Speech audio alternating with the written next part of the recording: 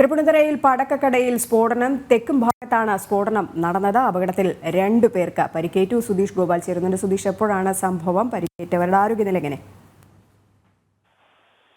രജനി, ഇന്ന് 10:30 കൂടിയാണ് ഇത്തരത്തിൽ തൃപ്പൂണിത്തുറയിൽ സ്ഫോടനം ഉണ്ടാകുന്നത്. പടക്ക വിൽപ്പനശാലയിലാണ് സ്ഫോടനം ഉണ്ടായത്.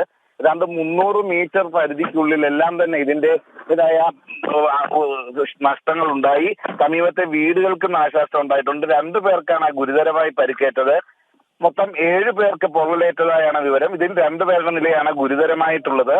ഇത്തരത്തിൽ പടക്കശാലയിൽ ഏതെങ്കിലും തരത്തിലാണ് തീ പടർന്നത് എന്നത് സംബന്ധിച്ച് ഒരു വ്യക്തത ഉണ്ടായിട്ടില്ല. എന്ത് തന്നെയായാലും ആ തീ പടർന്നതോടുകൂടി തന്നെ മൊത്തത്തിൽ ഒരു സ്ഫോടനമായി മാറുകയായിരുന്നു. ഉഗ്രസ്ഫോടനത്തിൽ ശബ്ദവും അതിഭയങ്കരമായിരുന്നു. നാട്ടുകാരെല്ലാം തന്നെ ഭയപ്പെടുന്ന രീതിയിലുള്ള ശബ്ദമാണ് ഉണ്ടായത്. ഈ പ്രദേശത്ത് ആകെ തന്നെ ഇപ്പോൾ പരിഭ്രാന്തി പടർന്നു പിടിച്ചിരിക്കുകയാണ്. ഇപ്പോൾ ഈ തീ അണയ്ക്കുന്നതിനുള്ള ശ്രമങ്ങൾ തുടരുകയാണ്. രജനി, ശരി, സുധീഷാണ് വിവരങ്ങൾ നൽകിയത്.